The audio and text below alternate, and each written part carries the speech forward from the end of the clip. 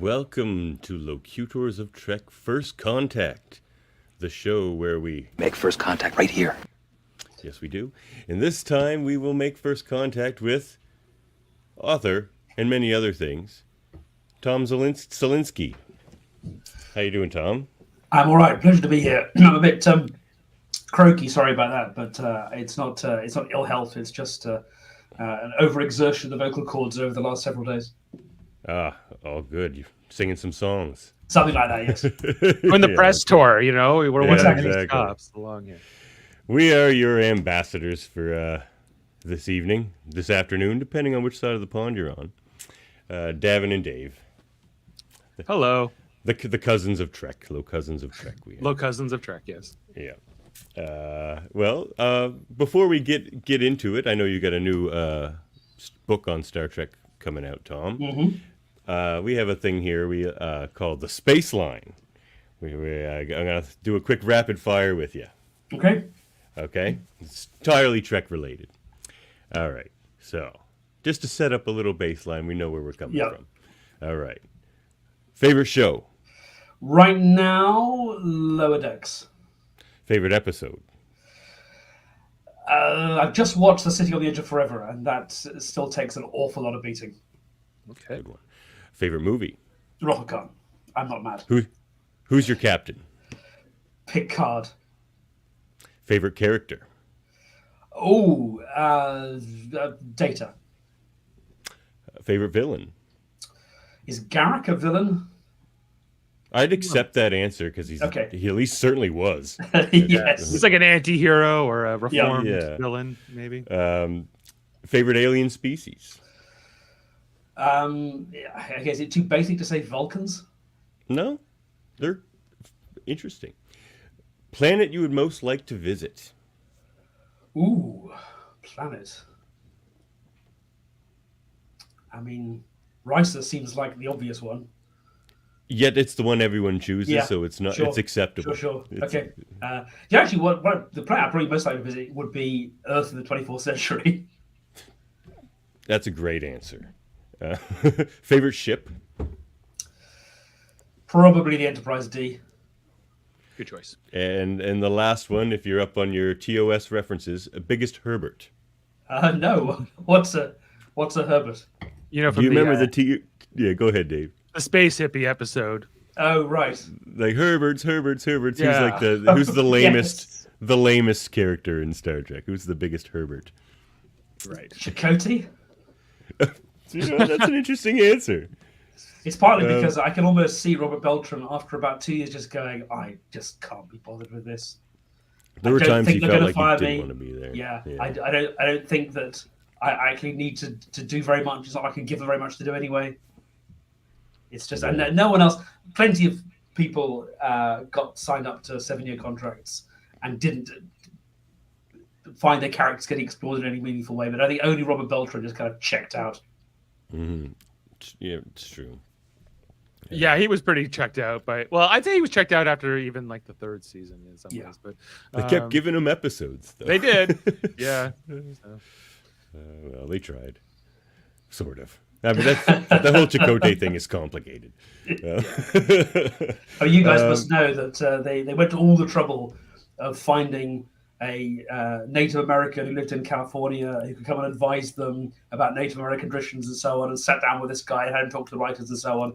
And Jamaki Highwater. Yeah, exactly. And then only later discovered that he was couldn't be less of a Native American and was making all this stuff up off the top of his head.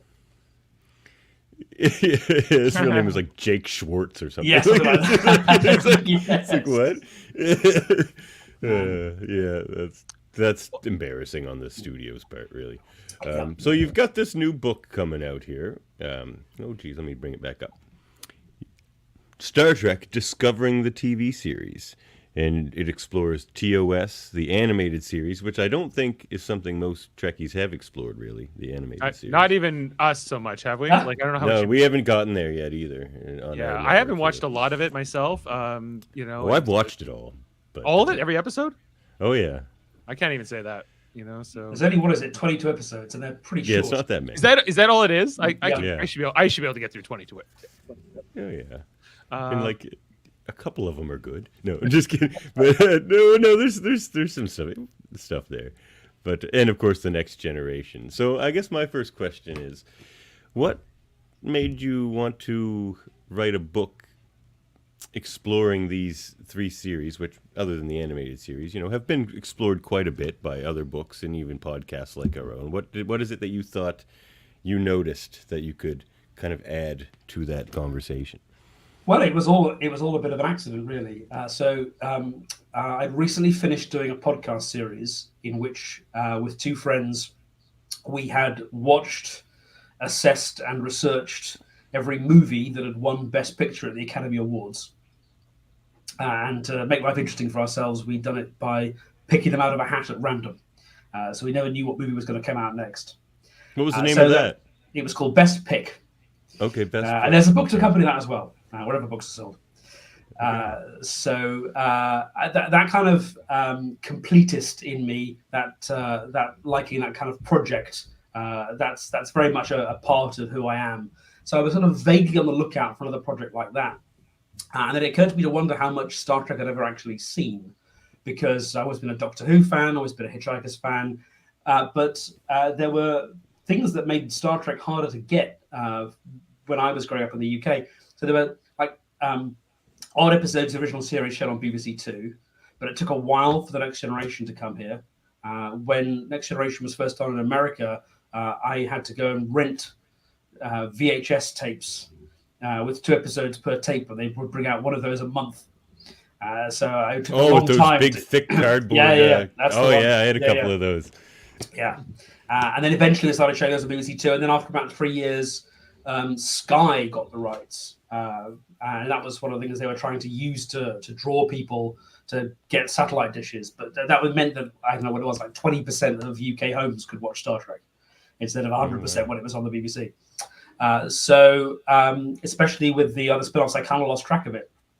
And then since then, I've been able to kind of pick up bits and pieces. And I was watching Discovery and Strange New Worlds and so on. But I thought, how much of this have I actually seen? So I made myself a spreadsheet. And what I discovered was... You and Cousin Dave here have a lot of... Yeah, you just excited me with this mention. What I discovered was if I started watching Star Trek from the beginning on January the 1st of 2022, and I watched 1 episode a day, then on Christmas Day 2023, I would finish watching Enterprise. Oops, what am I doing here? And that seemed just like too neat a thing to pass up. So it was originally it was a private challenge, but a bit like other like resolutions. If you want to stick at something, tell other people what you're doing. So there was a daily tweet, and I was doing 4 or 5 episodes worth of reviews on just my blog.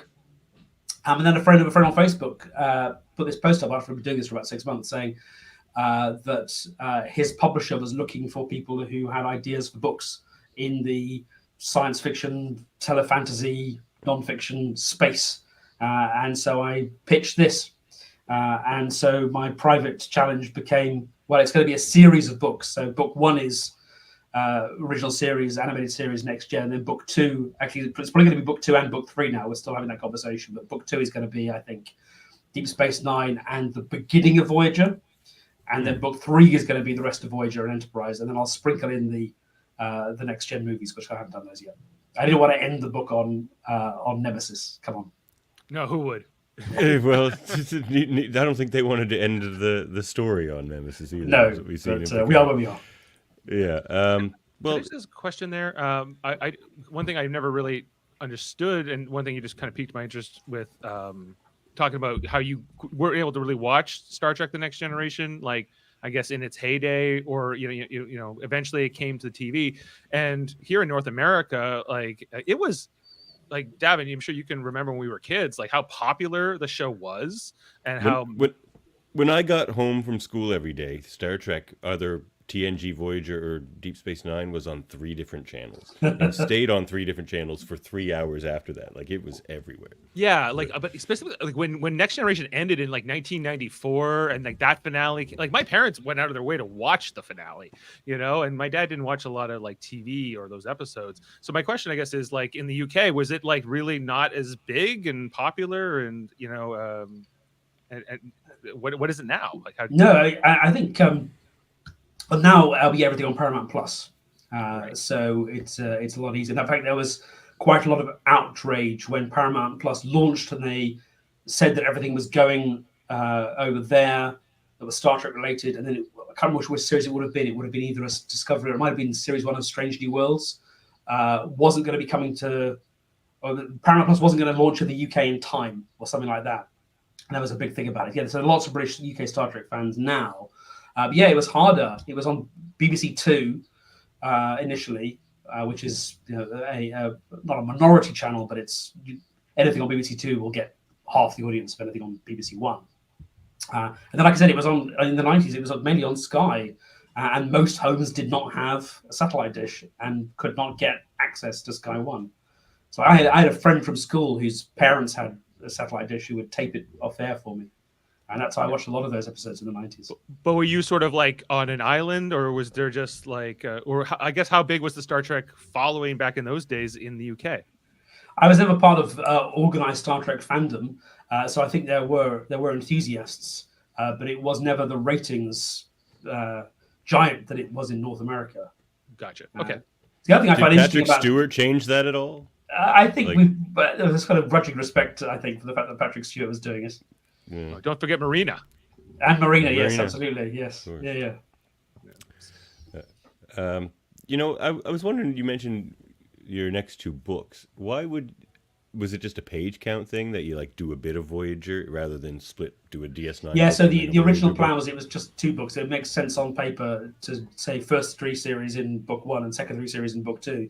But it was only after we actually sent book one to the presses that we realized there's almost twice as many episodes to cover in the last three series. Yeah, and this publisher doesn't like publishing fat books, I've discovered. So we went, I had to sub something like 10,000 words out of this book in order to get it down to their approved page count. Oh, wow. Right. We would tell you before we went on the air, we've been going through this process of watching. We did original series, which was 79 episodes. That was more manageable, but not doing one a day. We've been doing one a week, pretty much on Deep Space Nine for nearly 4 years now. We're about to finish, and it's exciting. It's been quite the journey. But maybe it's not the journey that matters. I'm not convinced the seventh year is the best of Deep Space Nine, but we're pretty convinced it isn't. We're pretty convinced the best season was season 5. Which I would think is probably the best season of any TV ever, in my opinion. Yeah. Season 5 of DS9 is pretty great. It is.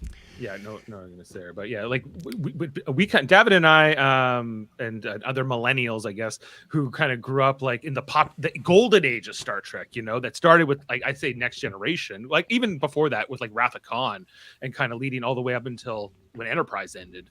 In 2005, and then now it's I don't know. I feel like Star Trek is less present in the pop culture, competing with all these other sci-fi franchises like Star Wars and Doctor Who, even and many other things. And I'm always like, is it on the decline or is it strong? Is it as strong as ever?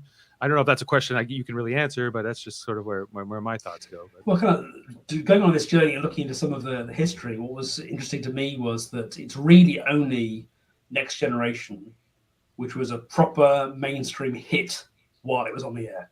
Yes. Oh, yeah. The original series was always under threat of cancellation. Right. And they basically got rid of it as soon as they could. Then it became a success in syndication. But I think it's even though it was very influential, people were always making fun of it. And though the movies were making lots of money, there were always jokes on late night talk shows about how old the cast looked. So you guys probably know all this, but I find it fascinating that when Paramount did the deal with Gene Roddenberry, okay, we're going to bring Star Trek back. You're in charge. We're going to have a new crew, and we're going to put all this money behind it. They couldn't find an American network that would take it. No, yeah. So they had to do this insane thing of stitching together a network out of like 70 or 80 individual syndication deals. But that they had a huge bargaining chip when they were doing these deals. You know what I'm going to say? The first run syndication? Or yeah, but do you know what bargaining chip they had when they were trying to convince stations to take the new Star Trek? Mm-hmm. All these stations were making bank rerunning the old Star Trek. And so Paramount said, if you want to keep rerunning the old show, you have to take the new show. Oh, well, Yeah. there you go. And so they so because nobody thought the new show was going to work. Because Star Trek without Kirk and Spock, are you crazy? Well, look, season but- 1 TNG, it almost didn't work. It very clearly didn't. Yeah, it didn't. Once that show got into its stride, it was a real ratings hit, and Paramount made a fortune. But the spin-off shows, even though I love Deep Space Nine as much as you guys do, but it was never a hit with the general public in the way that Picard, Data, Riker, Troy show was. Yeah, they had a magic with those characters, and the original series, you're right, not as popular when it was on the air, but huge in syndication in the 70s. My parents grew up in like the 70s. They became really into the show. Look at that weird looking thing. Isn't that funny looking? That was kind of there. And then the movies came along, and and around the time we're little kids is when Next Generation debuts, and then. Yeah, I don't really remember the controversy around those early seasons because I was so young. But by the time I'm kind of really watching the show, when it's almost near the end, it was so popular. It was on all these references. Patrick Stewart hosted Saturday Night Live. They were putting it on chip bags and it was the licensing and just the mass appeal. And then I'd say Deep Space Nine comes along and Voyager, which I love those shows, but they just never had the audience and people just didn't care the same way, and I'm sad about that. But and the other thing I think is weird, and this sort of dawned on me as I was watching Voyager, one of those things that you don't plan, it's just the way these things work out. But Deep Space Nine obviously stands out because it's arguably the least optimistic of all the Star Trek iterations. But it's a bit weird when you have those two shows on the air at the same time on the same network, both on UPN.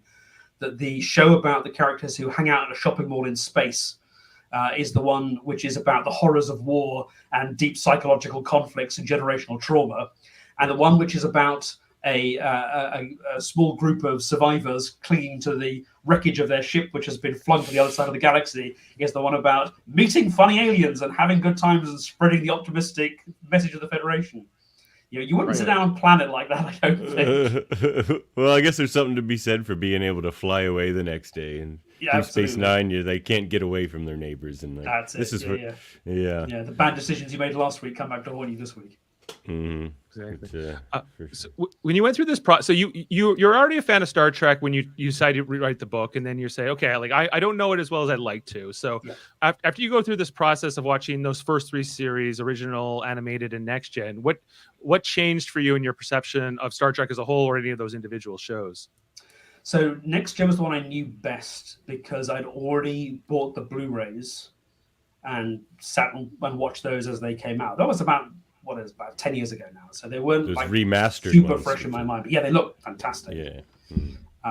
But I really didn't know the original series well at all. In fact, the other source of Star Trek when I was very little was the James Blish books, which were one book would have 5 or 6 short story length renderings. I think I have some of those. Yeah, of episodes. So when I'm thinking about some of these classic episodes like Trouble with Tribbles or City on the Edge of Forever or Spectre of the Gun, I'm more likely to be thinking of the prose version.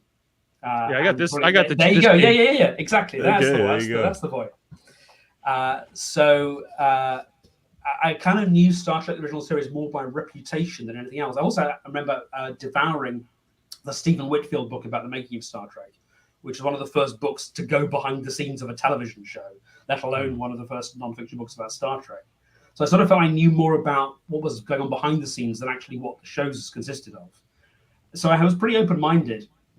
I actually started with the Cage as episode 0 on New Year's Eve, so it didn't count as part of the rundown. And I thought the word that's always associated with that episode is cerebral. It's too cerebral for American television. It's too cerebral. Americans won't get it. And I watched it and I thought, I know what they mean, but I actually think what's missing is the camaraderie between the crew. When number one goes back on the ship and they're trying to decide what to do, they sound very cold and objective. There's no sense that our friend is trapped on the planet and we have to go and get him back because we love him. It's just how do we solve this problem? It's like they're doing space Sudoku, and that's what's missing. It's that warmth. And so when I then started watching original series, and I see William Shatner, whose performance has been so often parodied, the thing that strikes me immediately is, unlike Jeffrey Hunter as Captain Pike, unfairly kind of. Well, he's a good actor, but the part he's been given is this sort of battle-scarred veteran. And crucially, the difference, I think, is that Captain Kirk likes being captain of the Enterprise. Yes. And even more importantly, William Shatner loves being Captain Kirk. Yeah. And that just kind of breathes this warmth and energy into the whole thing. So I was really pleased that I watched that first. And so, even in later series, when he starts, how does one say this kindly, trying to bolster weak scripts. Oh, yeah. There's he some chewing of some scenery. Yeah, exactly. Yeah. There's still some charisma to burn. In the book, I say that there's excellent Canadian actor William Shatner, and there's his evil doppelganger, the Shat. And you have to watch out for where the Shat shows up and starts injecting week-long pauses into the middle of sentences that don't need to be there. Yeah, he tells the story about how he just wanted the show so much to work that he just tried so hard, and it is embellished and over exaggerated, and sometimes not so much. But I think that, like, when I went through the whole original series run, I watched that with my dad and Jody and Adam and a few others. The big thing I was like, this reputation that Kirk has as sort of like, I guess the rebel, the guy who spits at authority, who the characterization we got in the Chris Pine version. Yeah, I'm like, that's first, ask questions later. Yeah, that's not this guy. That's not this he's character a pretty at all. by the books guy. He's a pretty by the book. He's he's like a soldier or like an officer. He's very procedure driven.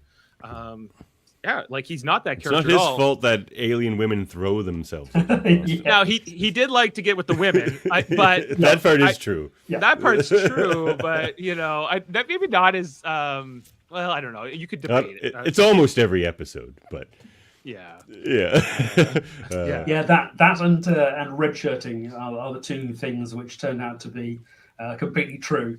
As you say, as opposed to Captain Kirk being "we come in peace, shoot to kill." Which definitely isn't true. Or the other thing I remember very clearly from the Whitfield book is this NBC directive that no naked belly buttons be seen on any women, which appears to be in some memos, but is clearly, if it was a directive by NBC, is not one that was... Never made it. Exactly. Not one that was upheld. Yeah. I think they read it in the opposite, actually. No women could be on screen unless they showed their belly button. Don't let those be covered up. Yeah, exactly. So there is quite a lot of sexism in the old show. I find it a bit distracting, actually. Yeah. It's like just that filter that they put on. Like if there's a close up on a man, it's all shadowy because they put the shadow filter on. But if there's they put a close up on a woman, there's all those like sparkles like going off and everything. Yeah, and her eyes are like kind of going over the place. It's so strange. And then the soundtrack goes nuts. All these wailing saxophones. It's like something out of a Tex Avery cartoon. It's kind of embarrassing. But it has its high points. Like you say, A City on the Edge of Forever is your favorite episode. So we have this show on our network called Debate 9, where we do mini debates on funny Star Trek themes or even serious ones. You're welcome to participate sometime if you like. Sure. It's a fun show. But one of the ones we've had recently was I had a debate on one side of it, actually, was, is The City on the Edge of Forever a great Star Trek episode, or is it just a great sci-fi episode? And how would you answer that question? I think it's both. I think it's a great science fiction concept. Rewatching it recently, one of the things that struck me is I bet Bob Gale and Robert Zemeckis have watched this more than once. So much of Back to the Future seems like it's been lifted from here. And of course, those are two time travel stories. I bet a lot of the things I'm thinking of are in an awful lot of time travel stories in an awful lot of different media. But a few things just really jumped out to me, like it's roughly 30 years, so made in the 60s, set in the 30s, as opposed to Back to the Future, made in the 80s, set in the 50s. The gag of knowing what the future will hold by looking at an image of a newspaper and seeing the headline change. They even have a crazy old man with a beard who looks basically identical in both iterations. But The reason it's a good Star Trek episode is because, like all the best episodes of the original series for me, it's focused on who the characters are. One of the things that drove me crazy, particularly about some of the later episodes of Voyager and Enterprise, is these are just some guys who have a problem to solve. But City on Edge of Forever plays out very differently if somebody other than Kirk and Spock go through that portal. Because it plays out the way it does because it's Kirk, because his idealism makes him fall in love with Edith Keeler, and because it's Spock who then has to stop him. And it's because nobody loves Kirk more than Spock.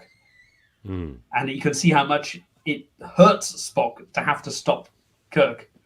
And I watched it with a friend of mine because I'm recording a little podcast series of my own to kind of help promote the book. And she pointed out at the end, you see the camera kind of checking in with everybody who went down on the planet. Like how do we feel at the end of this ordeal? Checking in with Kirk, checking in with Spock, checking in with Uhura, who, as far as she knows, they're going to be gone for a second.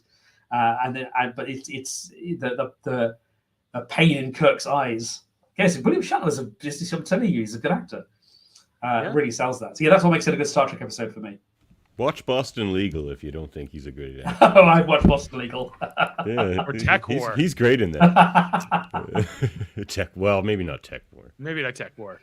This is Airplane 2, one of the great comedy performances of all time. Oh, there you have it. Yeah. Airplane 2. I'm a fan. And you're right, Canadian. Felt like diving into myself. As was James Doohan, who not Canadian not war hero, that fella. Yeah, he was. Yeah. But I agree with you that the camaraderie between like the characters, I think in both Next Gen and in original series / animated series, is at the core of what really I think puts those shows kind of maybe a little bit above the others that came after them. You know, like I don't think it's absent in the other shows, but you just feel it like with the original series cast, especially with like the Kirk, Spock, McCoy dynamic, but also like with Scotty and the rest of them. And then the Next Gen, like that core 7, you could just feel how much those people even like each other in real life and how well that translates into the show. And famously, it's the only reason it survived that first season, I think, because the stories weren't there. Like weren't there, right? But you felt like this chemistry between them, and famously, like everyone on the original series cast hated Shatner off screen, even Nimoy at first. Although they kind of eventually, became friends. But yeah, most people found Shatner was like kind of the diva and kind of like not getting along with everybody. But on screen, you never felt that. Like it only got picked up based on his personality. Like they all tried it without him and failed. And then he comes in, he's just like, I got this show. Put it right here. Yes. So that's a lot of pressure as well. Like he was carrying that show. Yeah, him and Spock. I think that both and I think that the show, even when it was popular, it was never, as popular as the other stuff that was happening. DS9 cast, I think, was just so big. Like I think they have amazing chemistry and they're great actors. It's just so big, it's hard to kind of narrow in on this family or friend group like you can in the TNG cast or TOS cast. But I do think it's telling that the characters that pop in Voyager are the Doctor and Seven. The two who, at least in theory, aren't like regular people. And there's a sort of, it's a bit. There's a few later Voyager episodes where. Not my favorites, where the Doctor is trying to teach Seven how to socialize, and I just can't get away from the notion that this has been written by 20-something young men who are still trying to figure out how to talk to girls at parties. Yes, it definitely has that. But that kind of thing, I think there's someone in your comments making the same observation. This is the outsider, and if you're someone who feels like an outsider. Who's drawn to making up stories about fantasy worlds, then these may be the characters that come out more strongly for you. And it's not the case in those shows that have that really broad appeal. So, if you can, sell the people on the animated series. I mean, look, it's 22 stories about Kirk, Spock, and McCoy that you didn't think existed. It's canon. There's the holodeck is in there. Tiberius is in there for the first time. Do you have a favorite Lower Decks, or animated series? TAS? Yeah, well, the one I'm supposed to like is Yesteryear, but I didn't know that when I watched it. And I did think, oh, this is pretty good. And I did appreciate the kind of squeeze of vinegar at the end. But I think it's the relationship between Spock and Kirk, which is most interesting to me. And as much as I enjoyed going into Spock's past in that, I couldn't help thinking that I would have enjoyed it more if he'd had Kirk to bounce off. On the other hand, even though Kirk isn't in this one at all, I think The Slaver Weapon is a genuinely brilliant piece of science fiction writing. That's a great one. That I think was I think I gave that 4.5 stars out of 5. I didn't give anything in the animated series 5 stars out of 5, but I gave that. I think there's a bunch that get 4, including Yesteryear, and then the Slaver Weapon is the only one that gets 4.5. It was what is it? How Sharp a Swordsman's Tooth that won an Emmy. Yeah. Yes, unaccountably. World Mind saying animated series probably has Spock's most important story, which I think is Yesteryear. He's talking Yes, about Yesteryear. Yeah, it is good stuff. And if I rewatched it, I might, knowing it's the one I'm supposed to adore, then maybe I would think more highly of it. But like I said, I just beloved kept thinking, T'Challa. Yeah, well, where is Kirk? And I think it just takes the scenic route. It takes a little bit too long for a 22-minute episode to get to the really important thing about the sacrifice that Spock has to make, and adult Spock kind of counts like his younger self. It sets up a great joke in that Strange New Worlds crossover with Lower Decks as well. It's just like, oh, you didn't ask him about his Ceylon, did you? Yes. What was that reference in Lower Decks recently, Davan, that had those weird aliens near the end of the most recent season that were like the one that the guy thought was a conspiracy, but then they turned out to be real? And apparently they're from the animated series, which name escapes me right now. Right. The very kind of outlandish. And I didn't remember it from the animated series. But but it was like that. I forget what they're called. They're against like the Romulans or something. Like Tom, you might remember better than us. I don't remember that one. Yeah. There's one episode, I can't remember what it's called, where it's just the crew playing practical jokes on each other for 20 minutes, which is kind of ghastly.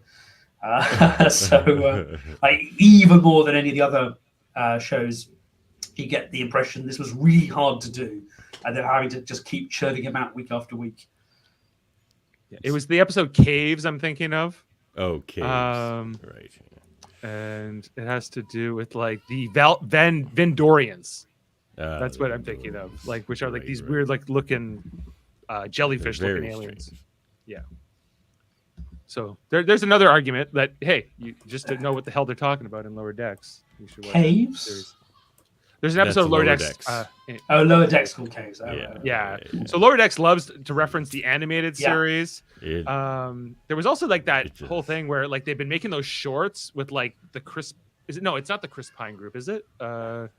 Or maybe it's the new Strange New Worlds. Oh, actors. Yeah, the short treks. The short treks, which I wouldn't recommend. But no, there's a couple that are interesting, but they're a mixed bag, to be sure. They're mainly Discovery, and there's a few other bits and pieces knocking around there too. I think it's a Lower Decks one. I think there's at least one like precursor Strange New Worlds one. Yeah, and even when you just think about like the live action versus the animated versions of Star Trek, do you have any other major like sort of feelings on it, or a preference, or is it all just Star Trek to you? I mean, before Lower Decks, I think I would have said that you need the subtleties of acting that live action can give you, and that animated shows really struggle to. But like I said, Lower Decks is right now. If you said there's a new episode of Star Trek on, like now, you can go and watch it. What would I hope? Which series would I hope it would be from? Probably would be Lower Decks.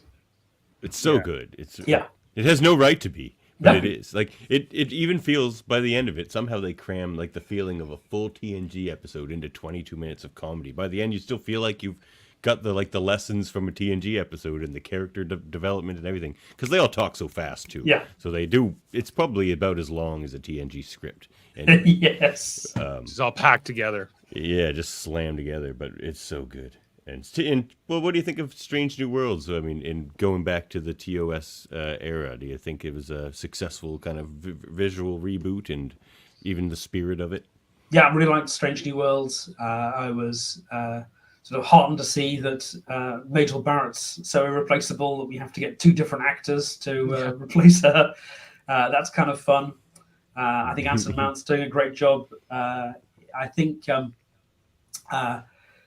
it's still, I think, a little bit caught between wanting to be a grown-up modern streaming series with lots of serialization and wanting to get back to that old-fashioned story of the week thing. And I think it's I can feel like that slight tension between those two.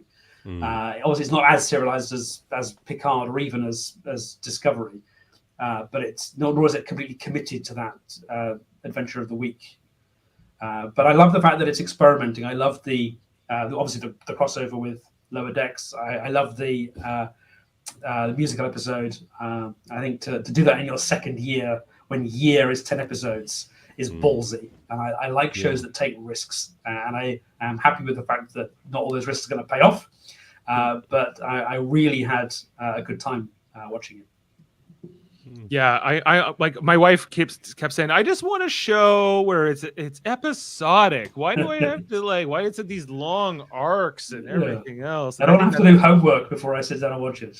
Yeah, that's what's great about Lower Decks. You can sit down and just watch an episode of Lower Decks, and there's a bit of serialization. There's a bit of serialization, but not enough. More just in character development. Yeah. But even TNG had that. Yeah, true. Yeah, to Sam's point, a little serialization without, I guess it unlike the Deep Space Nine 9-part finale. Yeah, which is very specific, right? So, yeah, they're like the only Deep Space Nine episodes I can't figure out by title because they're all kind of the same.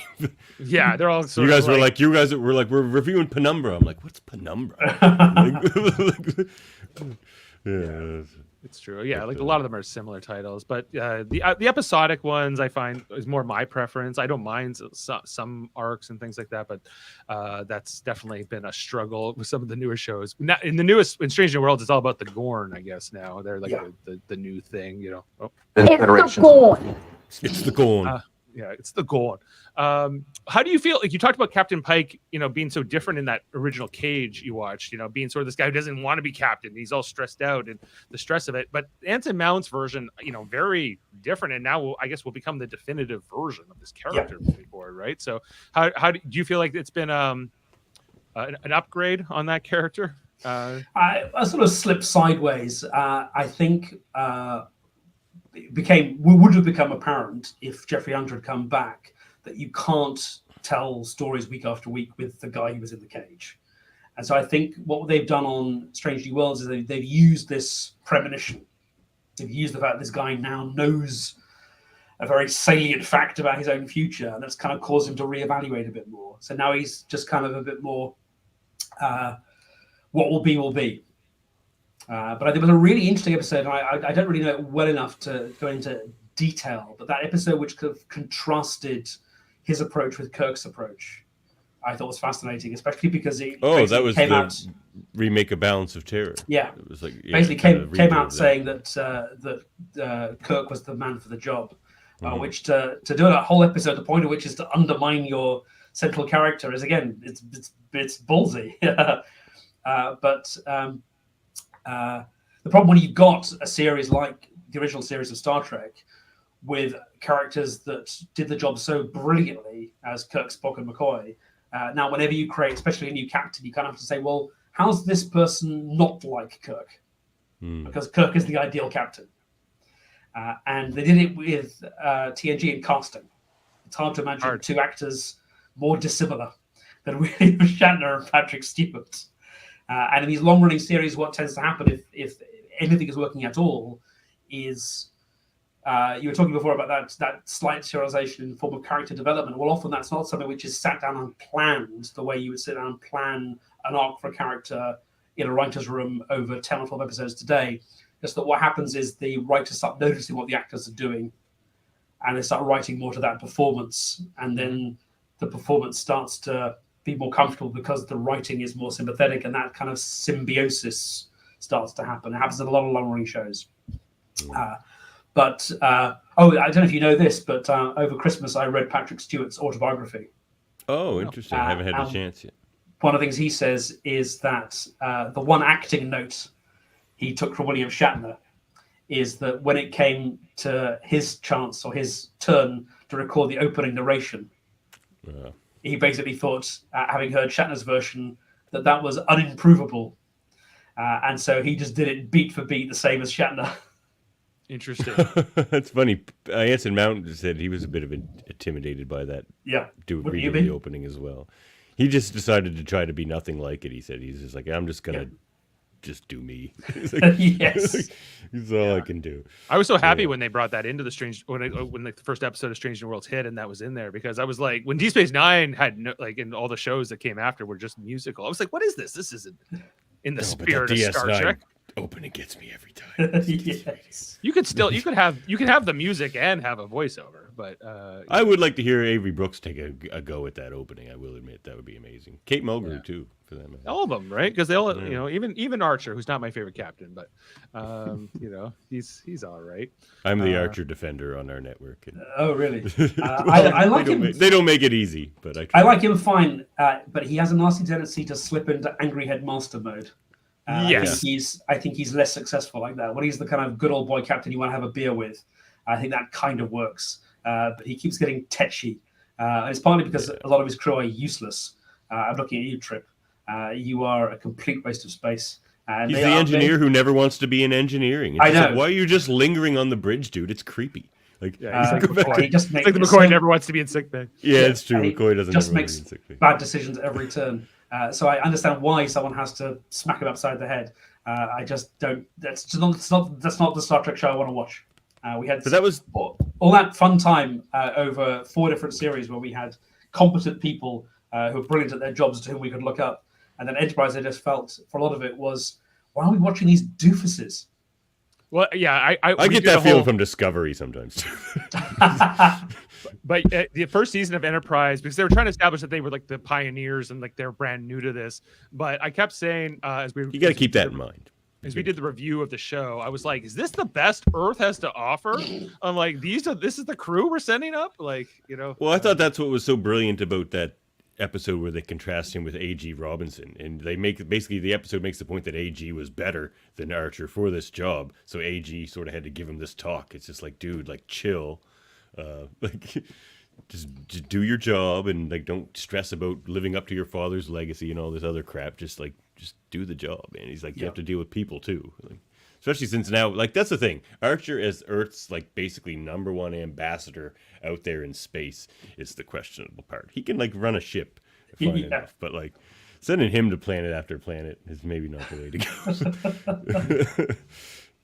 go. History in every light. We're making history with every light year.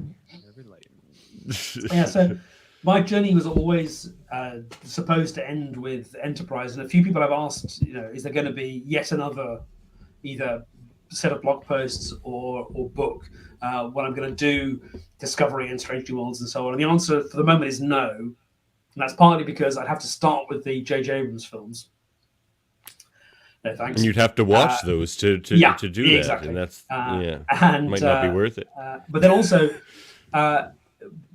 Enterprise finished in 2005, so there's plenty of space between it and me, and I can put it in context.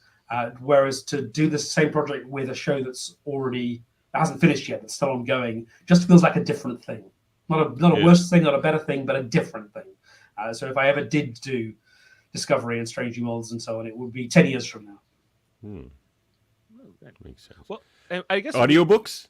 Any audio? Are you getting audio versions of these books? I haven't been asked to do those yet, and I certainly today wouldn't be able to record them terribly successfully. There's an audio book version of the Best Pick book, so I guess if enough people buy the paper book, then that might suggest that the demand is there for the audiobook version.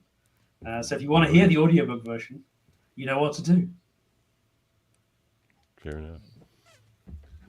Well, we talked about original and animated. Your book also covers the first 6 movies, right? Yeah. The original cast movies, and then into Next Generation. So, what was the experience of going through the movies? The motion picture is one I really have very complicated feelings about. As an achievement, it's extraordinary, even compared to the original series, which I think scores really well on this. The motion picture has the most incredible soundscape. Not the score, though the score is also terrific, but the kind of oral language. It feels like nothing else. And there's good stuff there. There's really good stuff there. But what there isn't is a story. Or what story there is not a story which involves the people that I care about and their relationships. Because this is really about Decker versus Vija. And I don't care about either of those people. Kirk gets sidelined. McCoy gets nothing to do apart from actually in all 6 movies, McCoy gets nothing to do except to be somebody for Kirk to talk to. Yeah, he's like Kirk's buddy, sidekick. There's no thing. It's only Spock who has anything resembling an arc, and I think that's because the rest of the script was written without Spock.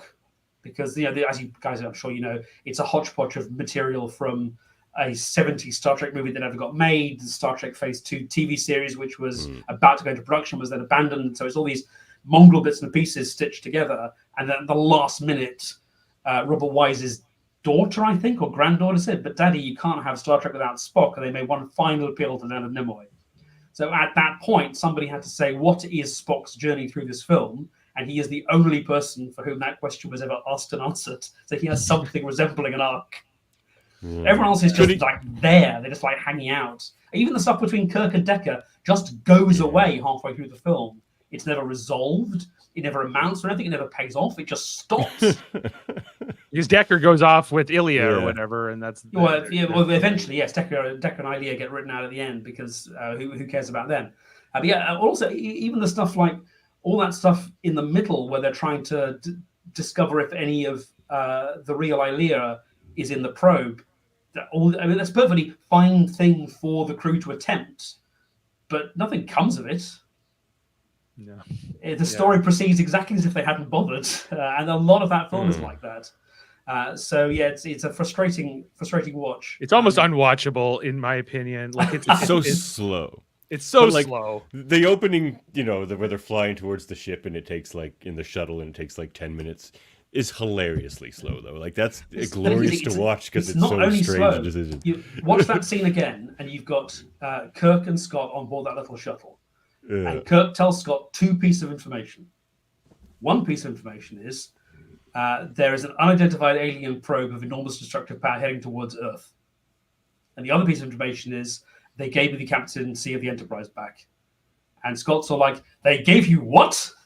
That's the thing he's focusing on. Well, he's a ship's guy, Scotty. Yeah, I guess you give him that. There's this untold danger coming. Whatever. But you're back, man. Yeah. Untold dangers I've seen before, but an admiral being given a ship back, hold my beer. No, it's kind of a mess, which is a shame. Rotho Khan, I think, was basically perfect. I could pick a couple of nits, but I'm not inclined to because when I watch the film, I have such a good time. Until suddenly I don't, and they kill off Spock.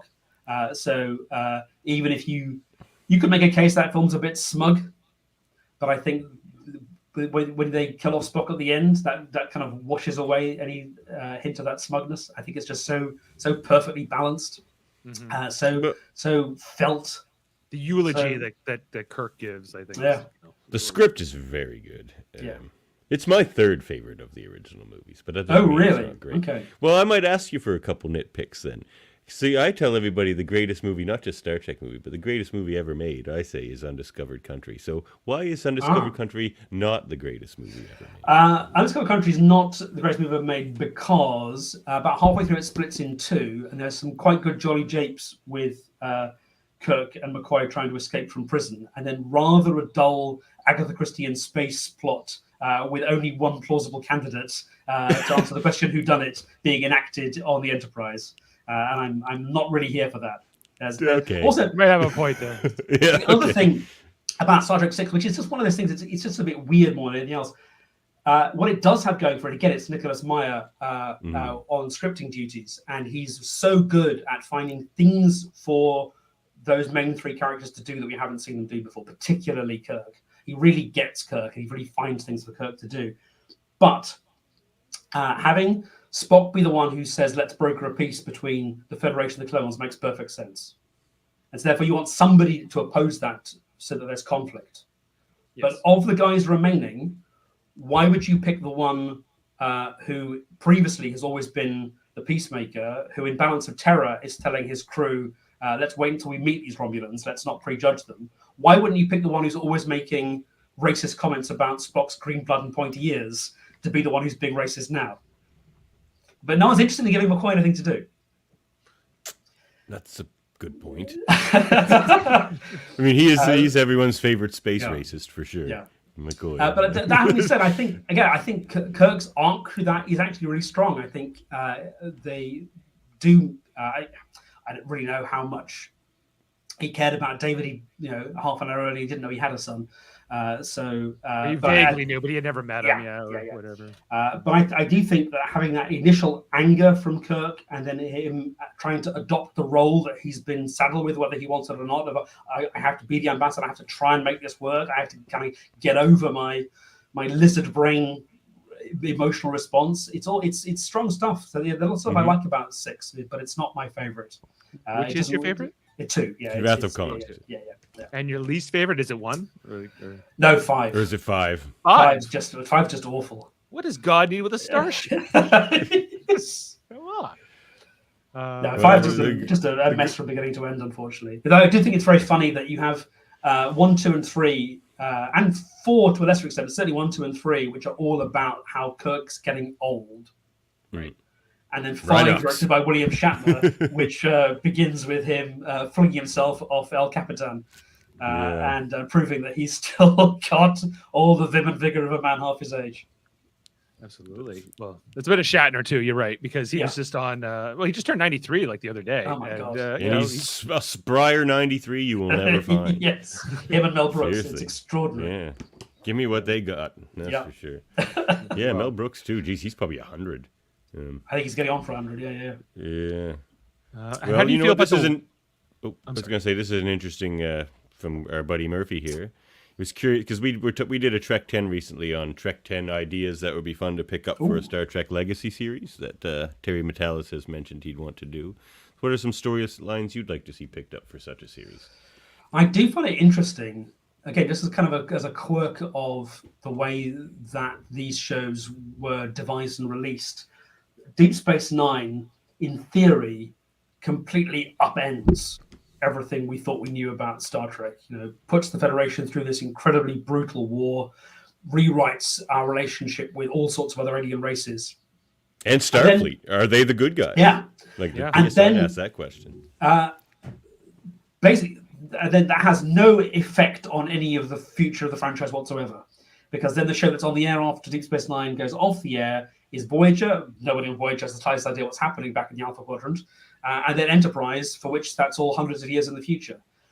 So I'm sure there are threads from the repercussions of everything that happened in Deep Space Nine which have gone unexplored for years, which would be fascinating to start looking at again. Season 3 of Picard gives us a little one. A little bit, yeah. A little bit. Lower Decks a little bit. Lower Decks a little bit. Even Lower Decks, even though it's the theory set after all of that happened, it sort of feels like it's set in season 3 of Next Gen. Sometimes. Yeah. It's also what they reference the most. They reference a lot of TNG. It's one of the things that's wrong with Insurrection is they're kind of weakly waving a hand in the direction of the fact that maybe the Federation aren't such great guys all the time. But they don't commit to it because it's not what the story's really about. But they put it on the bad roll again. Yeah. It's just like, it's not Starfleet, it's that bad roll. But it's like, well, how many bad rolls do you have to have before it's a Starfleet problem? Is there a good admiral? Yeah. As I think John Oliver pointed out, the whole phrase is one bad apple ruins the barrel. It's not enough to say it was one bad apple. That's not the point of the phrase. It's like people cutting off the customer's always right. Like that's only half of that phrase as well. Yes, it's exactly. like, what is it? In the manner of style. It matters of taste. Yeah. Matters in taste. Yeah. Yes. I know what I like, but that doesn't mean that I'm entitled to 150% off just because I feel like it. No, exactly right. And on the Star Trek: The Next Generation, you said earlier your favorite character was Data. Is that right, or the character you'd want to be? I was under an enormous amount of pressure, but I believe it's a rapid fire. Yes. Yeah, it really is. Data, I think. So you have this thing that this outsider character, as one of your commenters said, and Spock had kind of been the apotheosis of that. And when it's a bit like when they replaced the SNL cast for the first time, everyone's saying so Data's the new Spock, Riker's the new Kirk, and so on. But the combination of a broad comedy performer forced to underplay in order to embody this character. And the notion of what it means to be an artificial being, I think, was so rich. And those early triumphs in Next Generation, episodes like The Measure of a Man, which I think is the first one I gave 5 stars to, are about Data's Perfect television. personhood. Yeah, fantastic stuff. And I think he really becomes the breakout character. You can see that in the movies, in the TV show. Just I think because they were following the lead of the original series, the titles are always Patrick Stewart, Jonathan Frakes, and then everyone else in alphabetical order. But in the movies, it's Patrick Stewart, Brent Spiner, because he was the standout. He was the breakout star. Yeah. There are some bad Data episodes, but Brent Spiner's always watchable. And then when they let him do his array of silly voices, I guess the one I really can't stand. What about Masks? Masks. I like Masks is pretty dumb. But the one I can't stand is when Geordie tries to teach him stand-up comedy. Oh, yeah, he's there with Joe Piscopo. Joe Piscopo, exactly. Yeah. That's pretty awful. I don't like any Jerry Lewis impression, really, so yeah, I'm not there for that either. That one's not good. I don't even like it when Jerry Lewis does it. Well, you mentioned the great performance of Brent Spiner in that role. Of all the series of Star Trek we've seen, which actor do you think brought the most to their role, and why is it Andrew Robinson as Gary? Okay, you guys must know this story, but I always find this a bit heartbreaking. You must know what Andrew Robinson thought of that part when he first read the script. I'm not sure I do. He looked at the way that the Garak was relating to Bashir I think he wants to. I'm not sure what I can say on this podcast. I think he wants intimate relations. You can say anything you want on this show. I think I've heard Andrew Robinson say when I read the script, I thought, he wants to fuck him. Alexander Siddig and Andrew Robinson kind of colluded on playing the subtext. Oh, in that first one, it's thick. They've never been a gay character on Star Trek. Even though Gene Roddenberry, before he died, had told fans the time's come for a gay character, Rick Berman was too risk-averse and wouldn't do it. So Siddig and Robinson carried on playing this until Rick Berman found out. Yeah. The funny thing is, they're risk averse too, though. Yeah. Gay character, risk averse. Yeah. Character dating a 15-year-old person. Yes. Perfectly fine. Fine. Yeah. But there's I think this was during lockdown, there was a bit of fan fiction that Andrew Robinson it was just Andrew Robinson performed as Garak, at the end of which he said, "I have to go, my husband's calling me." And my husband is Dr. Bashir. I just think that's gorgeous. That's absolutely beautiful. Andrew Robinson is one of those brilliant bits of casting, though. In answer to your question, I think I would still have to say that the one who, if it isn't William Shatner, as you said, bore the whole weight of that show on his back and made it work, it's Patrick Stewart. And the reason I think I would go for Patrick Stewart over William Shatner is simply because, as inspired as that casting was, he is the kind of actor you would tend to cast in that kind of part.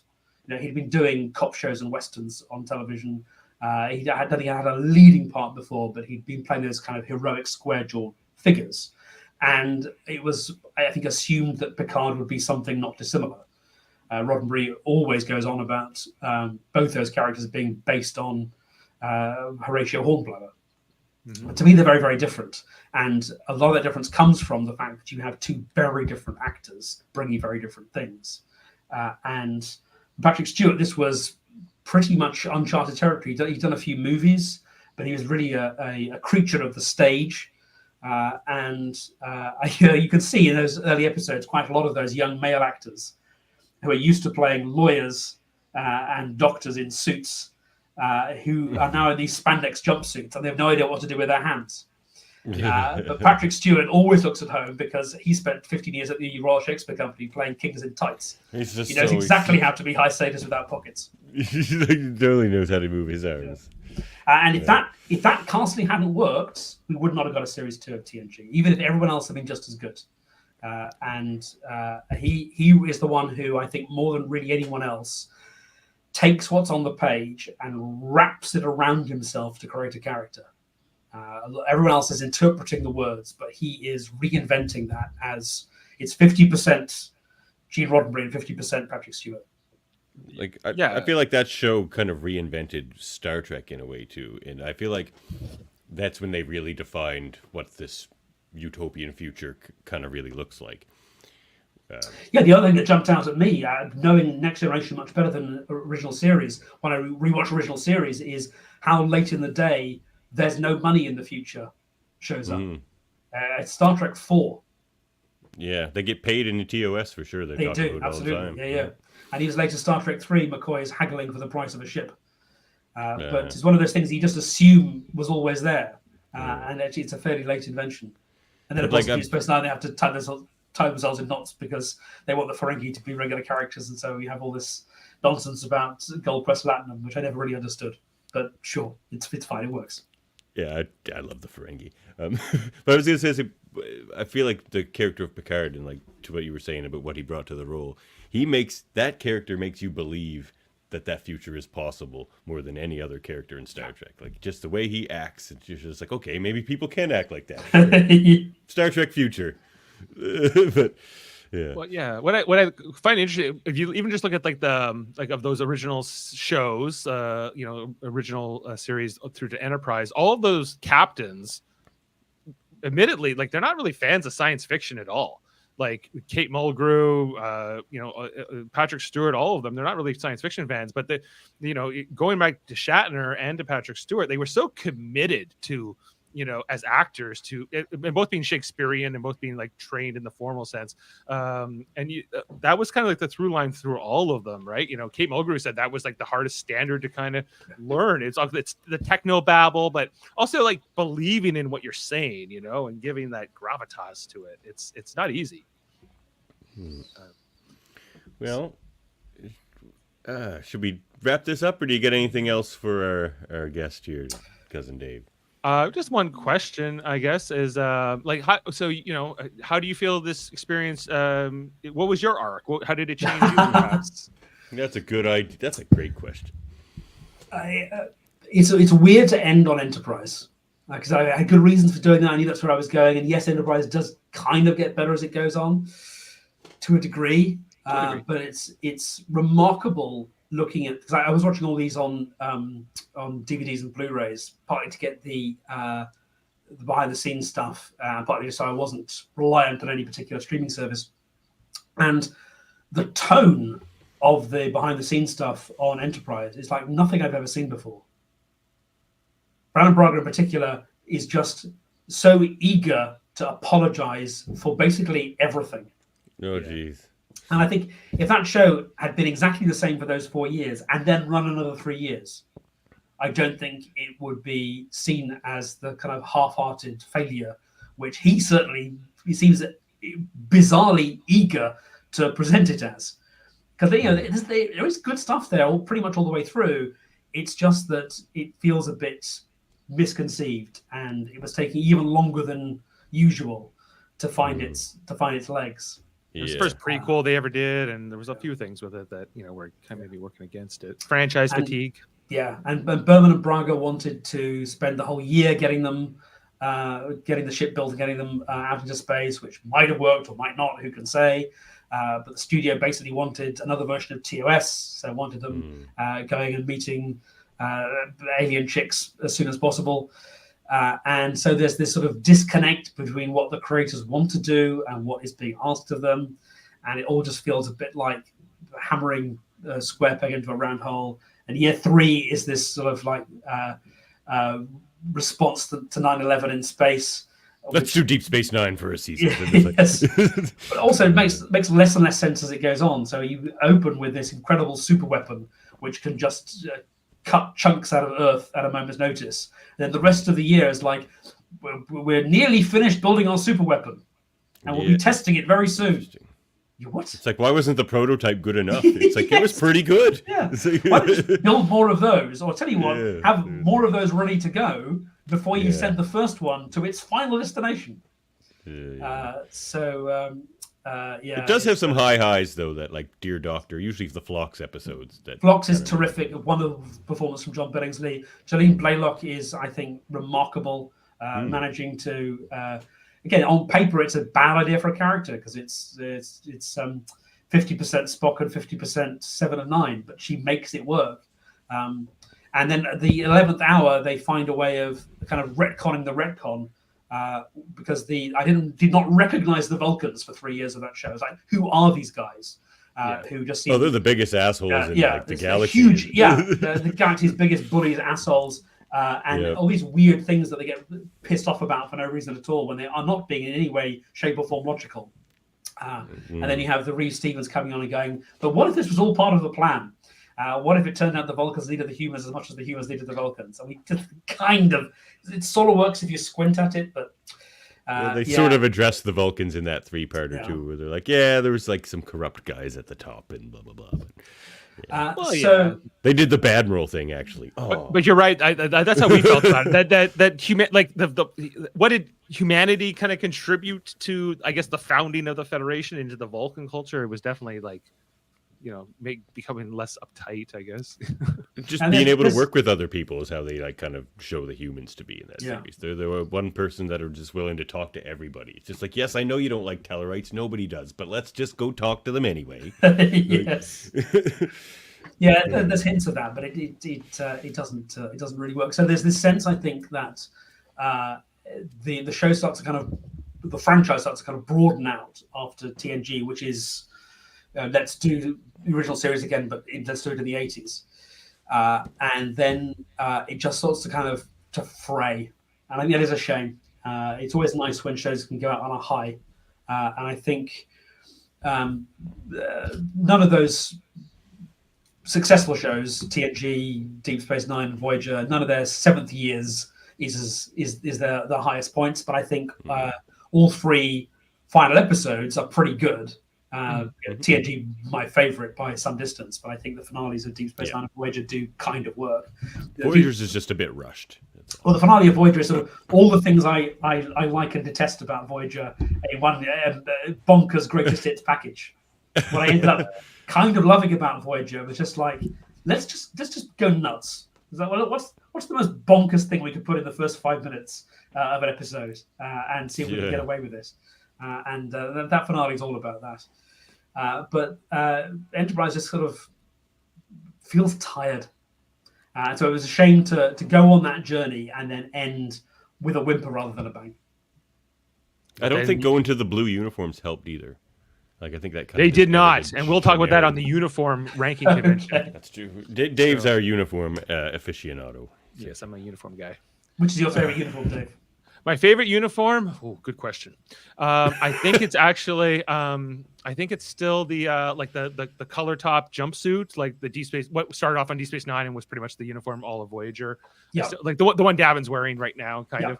I think that's still my favorite. I think it's just the one but there's a. You prefer that to the TNG black shoulders, colored.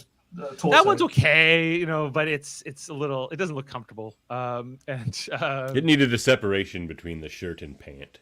Yeah, which they eventually did add. I was going to say from season 3 they've got that, haven't they? They've got they do. The Monster Maroons are really up there for me too. I really like that Wrath of Khan style uniform. So we're Davan and I are doing that in like a week or 2 weeks. Davan, we're ranking every single uniform in like a tier. April 5th. Oh, that's one of my pet theories, by the way, because obviously they changed the meanings of the colors for TNG compared to TOS. So why isn't Patrick Stewart in gold? Wonder what people the say reason was. He didn't suit gold. I don't really know what that means. But my private theory is that for 4 movies, 3 movies, because we did different costumes in the first one. For 3 movies, we'd seen the captain in red. Because everyone was in red, sure, but we just got used to seeing the captain in red, and so I think it made sense to see the captain in red on TNG. I think the main reason that I've always heard was that Brent Spiner's makeup looked better with him in a yellow uniform than in a red uniform, so that's what they did that. We get to see him in red, so that is true. He does look better in yellow. But is that just because that's what he used to? Yeah, but they changed it apparently very late before they went to film the pilot. So, interesting how these things kind of work out. And Davan, are we doing a rundown here, or what's the? Yeah. Well, where can everyone find your book? wherever books are sold, as the adage has it. So it should be on Amazon. I don't know if there is there like a big Canadian like equivalent of Barnes and Noble or something like that. Indigo Indigo. chapters. It's probably there. But we have Amazon too, so Yeah. you know. Yeah. Maybe some kind soul can find a link to the book on Indigo and stick it in the show notes. We can look Oh, for we that for sure. we We already will have the indeed. link to the UK version to your book, the pre-orders. You can find that in the description of this video. But we'll also look for the Canadian and American equivalents. And there will be a Kindle version out, I think, later this year. I don't know why the Kindle version is now at the same time as the hardback, but there it is. And then Volume 2, I think, is going to be out same time next year. Excellent. Alrighty. Well, let's just do a quick LLAP rundown, Dave. How about that? Sure. For all you Trek fans out there, we have a lot of fun shows on our network here of our many divisions. You see, we've got many divisions here in the United Federation of Podcasts. We recently did a Trouble with Trivia. We had Mark Cartier over from the Shuttle Pod show. We're looking for challengers. Actually, how are you at Trek Trivia? We're looking for challengers for Cousin Dave here. He's an undefeated champion, and it's going to his head. I mean, I'll give it a go. I'm sure your audience would love it. Challenge accepted. Yes. So he's getting fired up already. This is why he's the unbeatable champion. We also did a supplemental recently on Miles O'Brien, the greatest man in Starfleet history. We answer that question. Is he? Well, we all have our opinions on that. We also had a Debate 9 recently, where we had Sophia over from the Where's Beverly podcast, and myself and Kevin Millard. That was fun. Debate 9 is always a good time. Again, welcome to join us for that anytime, Tom. You know what? And yeah, well, absolutely. Well, one thing I wanted to mention to Tom, since in your bio it mentions you're the author of 5 plays and many audio dramas with Big Finish. And we do a little fun thing called Star Trek Radio Theater here on the channel, where we reenact. We do basically a script table read of the episodes. And so coming up on April 7th, we're going to be doing Conundrum from Star Trek: The Next Generation's 5th season. Davan's going to be narrating for us, and I'll be playing Rolaren. We're doing a lot of gender swaps on this one: women playing men, and men playing women. So yeah, check that out. Do I have to stay on book as the narrator? I've never been the narrator, and I like to go off book generally. We'll talk. Oh, Doc, see, that's something I wanted to ask you about. Do you have an improv studio? I love improv. Did I read? So my background is improv. I haven't really done it for a long time, but a lot of the stuff I learned about storytelling for the plays that I've written, that all came from doing improvisation. If you're as I did, if you improvise a new romantic comedy every week for 2 years in front of a live audience, you learn about how stories work. Yeah, fair enough. Yeah, absolutely. What else? Well, just check out everything on our Federation. Subscribe, Live Longer like podcast here. all the various channels. You know, we're reviewing all the current shows, and of course, we're finishing up the DS9 review over there, and starting up a TNG run. Isn't that right? And Discovery's coming cool. back April 4th. Final season Discovery. Lots going on over on our network here. Check it all out. It's a lot of fun. And check out books written by Tom Salinsky here. Check out for book number 2 coming out, and maybe in 10 years' time, book number 3. No, book number 4 in 10 years' time. Yeah, number 4. 3 is a guarantee. So thank you guys so much for having me. I had a blast. Thank you, Tom. All right. Been great. Thank you, Tom. And guess there's only one thing left to say. In transmission.